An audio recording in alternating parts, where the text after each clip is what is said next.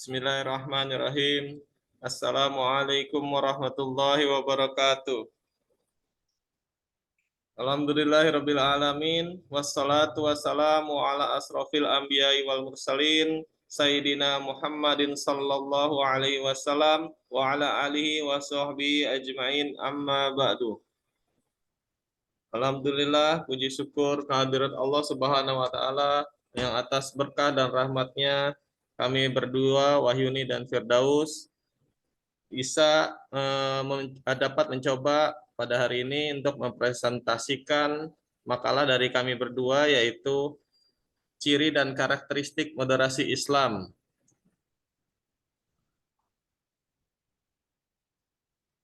Baiklah, untuk mempersingkat waktu, kami akan mencoba untuk membawakan presentasi ini. Silakan Kak Wahyuni.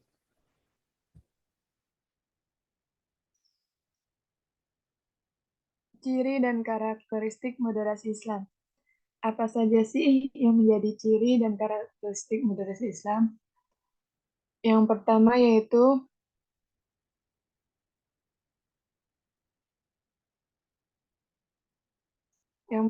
memahami realitas. Manusia sebagai ciptaan Allah yang paling sempurna dianugerahi potensi olehnya untuk dapat selalu berkembang. Konsekuensi dari potensi tersebut adalah manusia akan terus mengalami perubahan dan perkembangan. Sebagai contoh dalam konteks keindonesiaan adalah bagaimana menetapkan syariat Islam dalam kehidupan bernegara seperti Indonesia yang besar ini. Karena hal ini merupakan perkara yang sangat serius, seperti dikatakan Allah di dalam Al-Quran, yaitu وَمَنْ لَمْ يَحْكُمْ بِمَا أَنْزَلَ اللَّهُ فَأُولَٰئِكَ هُمُ الظَّالِمُونَ. Barang siapa tidak memutuskan perkara menurut apa yang diturunkan Allah, maka mereka itu adalah orang-orang yang zalim.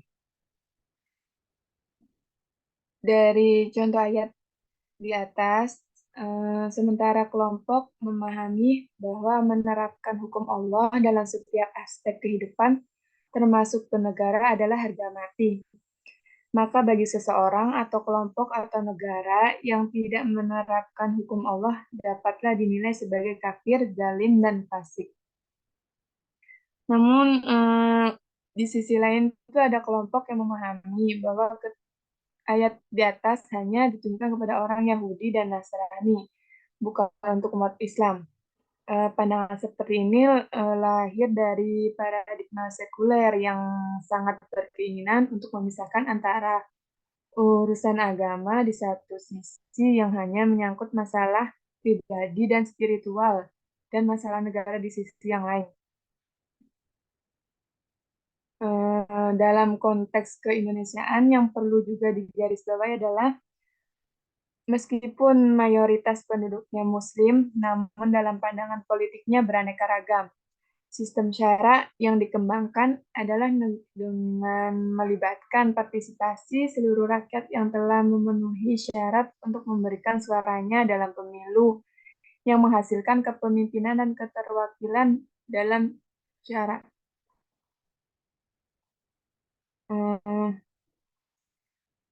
Kemudian, maka kelompok manapun yang ingin memperjuangkan penerapan syariat Islam boleh dan sah sepanjang pertimbangan kondisi real masyarakat Indonesia yang memang majemuk, termasuk dalam memahami ajaran Islam dan tidak memaksakan kehendak.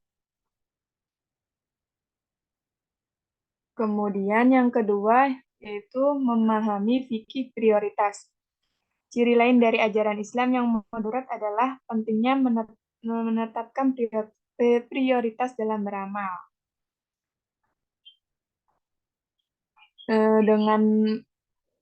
Dengan mengetahui tingkatan prioritas amal, maka seorang Muslim akan dapat memilih mana amal yang paling penting di antara yang penting, yang lebih utama di antara yang biasa, dan mana yang wajib antara yang sunnah.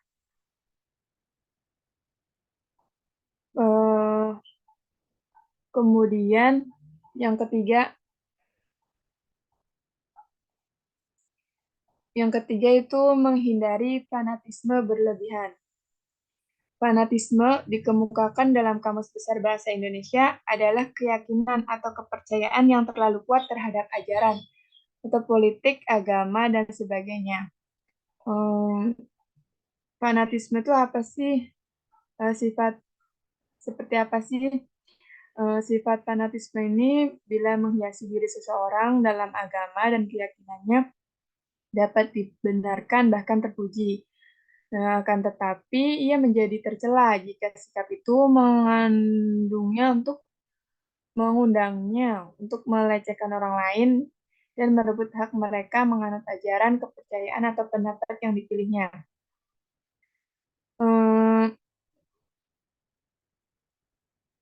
Kemudian untuk cara untuk menghindari fanatisme yang berlebihan ya. Untuk menghindarinya, maka kerukunan hidup antar pemeluk agama yang berbeda dalam masyarakat yang plural harus diperjuangkan dengan catatan tidak mengorbankan akidah. Kalimat yang tegas menunjukkan hal ini seperti dalam surah Al-Kafirun yang artinya bagimu agamamu, jadi silakan yakini dan amalkan. Dan bagiku agamaku, biarkan aku meyakini dan melaksanakannya. Ungkapan ayat ini merupakan pengakuan eksistensi secara timbal balik, sehingga masing-masing pihak dapat melaksanakan apa yang dianggapnya benar dan tidak, tanpa memutlakkan pendapat kepada orang lain sekaligus tanpa mengabaikan keyakinannya masing-masing. Kemudian yang keempat itu mengedepankan prinsip kemudahan dalam beragama. Islam adalah merupakan agama yang mudah serta mencintai dan menganjurkan kemudahan. Banyak argumen yang dapat dituliskan dalam Al-Quran menyangkut hal tersebut. Di antaranya adalah yuridullahu bikumul yusra wala yuridu bikumul usra. Allah menghendaki kemudahan bagimu dan tidak menghendaki kesukaran bagimu. Quran Surat Al-Baqarah ayat 185. Secara umum, para ulama itu membagi kemudahan dalam ajaran Islam menjadi dua kategori. Yang pertama, kemudahan yang asli, kemudahan yang memang merupakan ciri khas dari ajaran Islam, yang memang moderat dan sesuai dengan naluri manusia.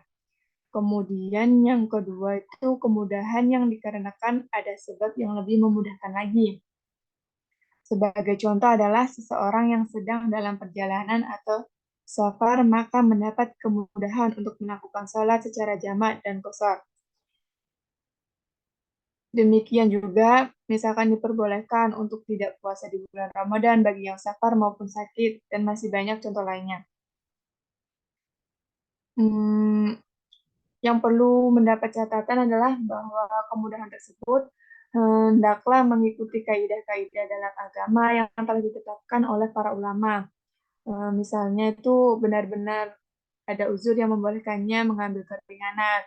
Kemudian ada dalil syar'i yang membolehkan untuk mengambil keringanan.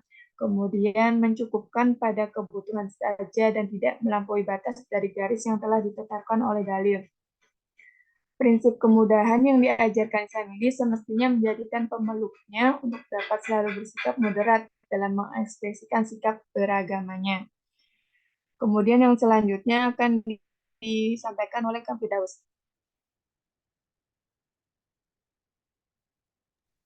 Terima kasih Kak Wahyuni. Baiklah kawan-kawan dan Ustadz. Yang kelima yaitu memahami teks-teks keagamaan secara komprehensif. Ajaran Islam yang bersumber dari Al-Quran dan Hadis akan dapat dipahami dengan baik apabila dilakukan secara komprehensif, tidak parsial, sepotong-sepotong. Ayat-ayat Al-Quran begitu juga hadis-hadis Rasulullah Shallallahu Alaihi Wasallam harus dipahami secara utuh, sebab antara satu dengan lainnya saling menafsirkan. Al-Quran yufassiru ba'du ba'dan. Salah satu metode tafsir yang dapat membantu menafsirkan ayat-ayat Al-Quran secara komprehensif yaitu adalah metode tafsir tematik. Metode ini salah satu metode yang dinilai paling objektif Dikatakan objektif dikarenakan Al-Quran dipersilakan untuk menjawab secara langsung setiap masalah yang disodorkan oleh seorang mufasir. Dengan memahami ayat-ayat Al-Quran secara komprehensif, maka akan menghasilkan pengertian yang lengkap dan utuh yang pada gilirannya dapat memperlihatkan ajaran Islam yang moderat. Di antara hal positif yang diraih dengan memahami teks agama secara komprehensif, yaitu antara lain akan mengetahui hubungan dan kesesuaian antara beberapa ayat dalam satu judul bahasan. Yang kedua yaitu akan memberikan pandangan pikiran yang sempurna yang bisa mengetahui seluruh nas-nas dalam Al-Quran. Yang ketiga yaitu menghindari adanya pertentangan dan menolak tuduhan yang dilontarkan oleh orang-orang yang mempunyai tujuan jahat terhadap Al-Quran. Yang keempat, lebih sesuai dengan kondisi zaman yang sekarang. Yang kelima, mempermudah juru dakwah dan pengajar mengetahui yang sempurna berbagai macam topik dalam Al-Quran. Yang keenam, yaitu bisa cepat sampai ke tujuan untuk mengetahui dan mempelajari suatu topik bahasan. Yang ketujuh, akan menarik orang untuk mempelajari, menghayati, dan mengamalkan isi Al-Quran. Yang selanjutnya yaitu keterbukaan dalam menyikapi perbedaan. Ciri selanjutnya dari ajaran Islam yang moderat adalah sangat terbuka dalam menyikapi perbedaan, baik dalam internal umat beragama Islam maupun dengan antar umat beragama yang berbeda. Prinsip ini didasari pada realitas bahwa perbedaan pandangan dalam kehidupan manusia adalah suatu keniscayaan. Dalam kaidah tafsir diformalisikan oleh para ulama bahwa kata lau sering diartikan dengan sekiranya atau seandainya, menunjukkan bahwa hal tersebut tidak dikehendakinya atau tidak akan terwujud dalam kenyataan. Ini berarti bahwa Allah tidak menghendaki untuk menjadikan manusia secara dari dahulu hingga sekarang itu hanya satu umat saja, tetapi Allah menciptakan berbagai-bagai macam suku dan berbagai macam umat. Banyak ayat dalam Al-Quran memaparkan hakikat kemanusiaan. Kalaupun berbeda-beda, namun ada banyak titik untuk membangun sebuah sikap saling terbuka, pengertian, dan toleran. Di antara poin-poinnya adalah manusia adalah makhluk yang selalu memiliki ketergantungan pihak lain. Yang selanjutnya yaitu asal kejadian manusia adalah sama. Salah satu alasan dijelaskan Al-Quran bahwa meskipun banyak perbedaan pada manusia, namun manusia harus tetap bersikap terbuka karena pada hakikatnya manusia satu sama lain bersaudara. Sebab mereka berasal dari sumber yang satu yaitu Nabi Adam dan Siti Hawa. Said Kutub menyatakan bahwa sesungguhnya berbagai fitrah yang sederhana ini merupakan hakikat yang sangat besar, mendalam, dan berat. Sekiranya manusia mengarahkan pendengaran dan hati mereka, niscaya telah cukup untuk mengadakan berbagai perubahan besar dalam kehidupan dan mentransformasikan mereka dari beraneka ragam kebodohan kepada iman. Manusia adalah makhluk yang memiliki tugas yang sama. Tugas yang sama dari seluruh manusia yaitu menjadi khalifah di muka bumi. Kalau Allah berkehendak menjadikan semua manusia sama tanpa perbedaan, maka Allah akan menciptakan manusia seperti binatang yang tidak dapat berkreasi dan melakukan pengembangan baik terhadap dirinya sendiri maupun terhadap lingkungannya. Selanjutnya yaitu ciri yang terakhir, komitmen terhadap kebenaran dan keadilan. Ciri lain dari ajaran Islam yang moderat adalah adanya komitmen untuk menegakkan kebenaran dan keadilan. Kebenaran dan keadilan yang dimaksud bukan hanya eksklusif buat umat Islam, melainkan juga buat seluruh manusia secara universal. Perintah untuk menegakkan keadilan dan menghilangkan kezaliman adalah sebuah keniscayaan dalam hidup bermasyarakat, berbangsa, dan bernegara, terlebih bagi orang-orang yang beriman. Sikap adil ini lebih dekat kepada takwa. Keadilan bukan hanya sifat yang harus dimiliki oleh setiap anggota masyarakat. Namun yang harus lebih diperhatikan adalah seorang yang memegang kekuasaan dalam pemerintahan misalnya. Itu dapat dipahami bahwa perintah menegakkan keadilan dan larangan mengikuti hawa nafsu pada hakikatnya adalah upaya pemeliharaan martabat kemanusiaan yang tidak agar tidak jatuh ke tingkat nabati atau hewani. Kesimpulan dari paparan di atas yaitu menyimpulkan bahwa akidah Islam memiliki ajaran-ajaran yang moderat. Ciri-ciri yang tampak adalah bahwa akidah Islam serasi dengan fitrah dan akal, mudah dan terang. Tidak ada unsur kerancuan dan paradoks, abadi dan tidak bertentangan dengan ilmu pengetahuan. Moderasi ajaran-ajaran Islam terlihat hampir dalam seluruh ayat Al-Quran, tetapi di luar dari ayat-ayat tentang tauhid, akidah, muamalah juga akhlak yang tidak boleh diubah atau ditoleransikan.